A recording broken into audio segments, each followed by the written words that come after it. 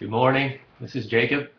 I'm stoked to be alive and be reading some Psalms for you. And this morning it's Psalm 50, and it's a Psalm of Asaph, um, which as we understand it, is either a writer for David or a man who wrote alongside David or was a writer himself. So um, it's cool. I love the direction of this psalm, and I'm stoked to read it to you.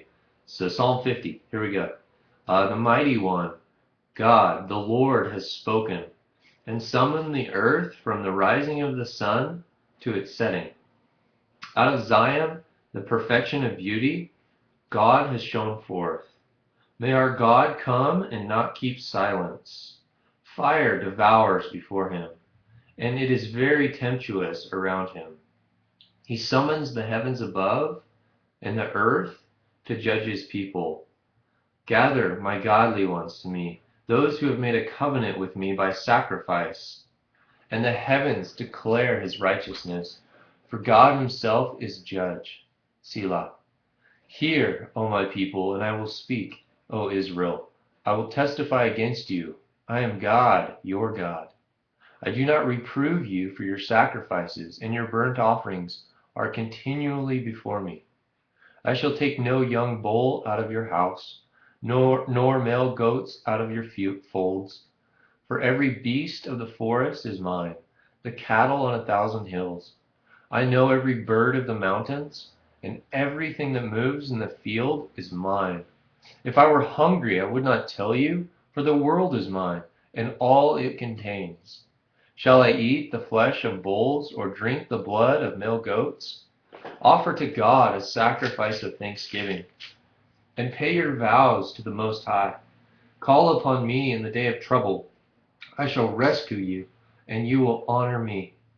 But to the wicked God says, what right have you to tell of my statutes, and to take my covenant in your mouth? For you hate discipline, and you cast my words behind you. When you see a thief, you are pleased with him, and you associate with adulterers. Let your mouth loose in evil, and your tongue frames in deceit.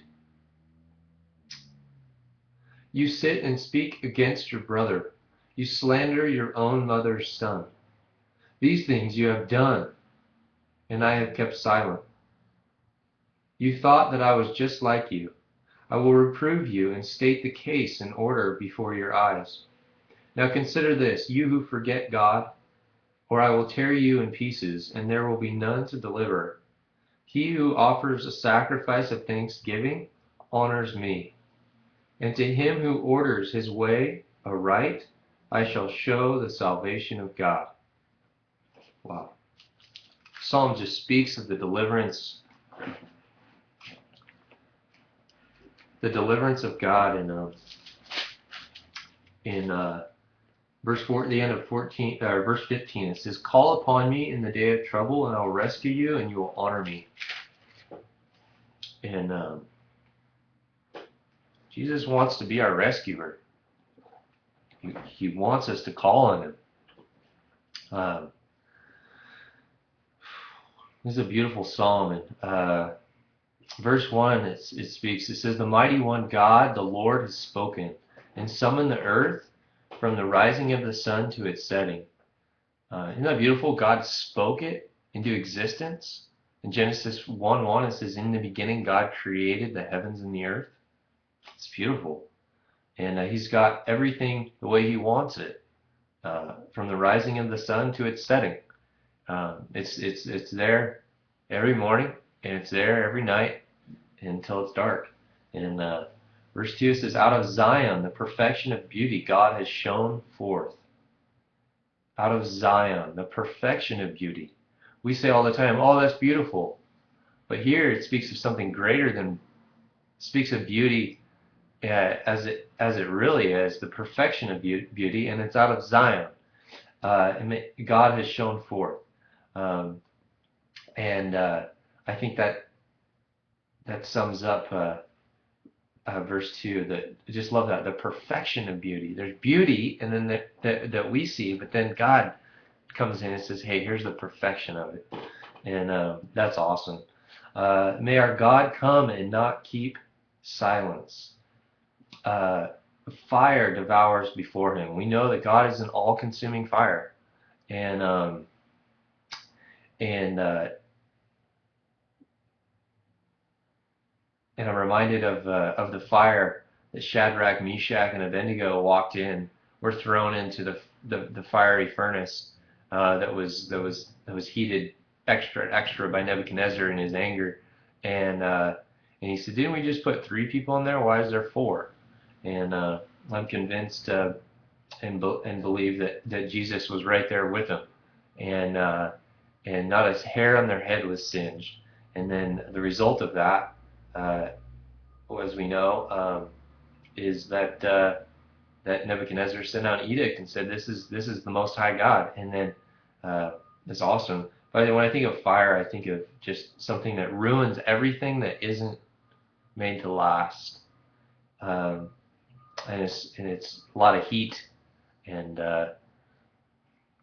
brings heat to people's place. And yeah, verse 4, it says, "He summons the heavens above and the earth to judge his people."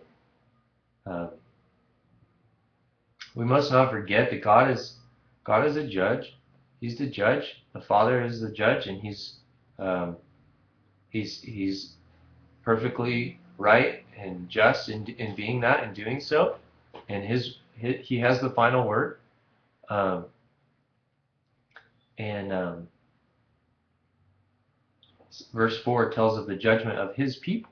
His people. One day we'll all stand for the judgment seat of Christ, and that's going to be a terrifying, awful, awesome experience. And uh, verse 5, it says, "Gather my godly ones to me, those who have made a covenant with me by sacrifice, and the heavens declare his righteousness, for God himself is judge." Selah. Again, in verse 6, it says, God himself is judge. But in verse 5, he says, "Gather my godly ones to me." That speaks of very intimate possession. Like, go get my sheep in the pasture. Gather them into the barn. Gather them into the safe place. Uh, those who've made a covenant with me by sacrifice. In the Old Testament, we see tons of sacrifice. They make blood sacrifices with bulls and goats and sheep. Um, uh, and we no longer do that now, because the last sacrifice, the final sacrifice that appeased and pleased the wrath of God and the anger of God, was Jesus Christ shedding his blood for us on the cross. And that's why he's been appointed and set as the King of Kings. And he's uh, he's the rightful king. He fully deserves it, and whatever he says goes. Um, and and yeah, and I just, to think that God wanted a relationship with us so much that he was willing to give up his own son to do that, and more than that, give up his own son to the brutality that sin in its ugliest shape and form manifests itself against Christ, all the way to the where he was finished on the cross. It's amazing to know that we and I don't have any business and any standing at all with the Father apart from Jesus Christ, apart from the blood that covers and appeases the wrath of God against sin. I had a dream one time that I was in the courtroom and I was on the stand, and the enemy Satan, the accuser of the brethren, uh, uh, he was just wailing me, and he was just recalling things that in my past and my trail, just wailing me and recalling them to mind and condemning me. Um, and to my right was the judge, and I'm just listening to all these wailings, and everything was right. Like like I couldn't do anything about it. Uh, and I was done for. And there was people out in the seats and the pews, and all of a sudden my turned out to be I didn't notice him at the time, but he was right there sitting up front, and he was the lawyer, and he raises his hand. He says objection, and at that point when he said that, everyone noticed that the hole in his hand. He had a little hole in his hand. Of course, it was Christ, and everyone just started laughing because that was Christ, and he objected. It's like objection, and then the hole in his hand said it all, and then there was just laughter in all the courtroom setting. But anyways, it meant a lot to me. It helped me understand a little bit more as I grow in understanding my position in Christ. Verse 7 says, "Hear, O people, and I will speak." We just stop right there and just soak that in. The words "hear."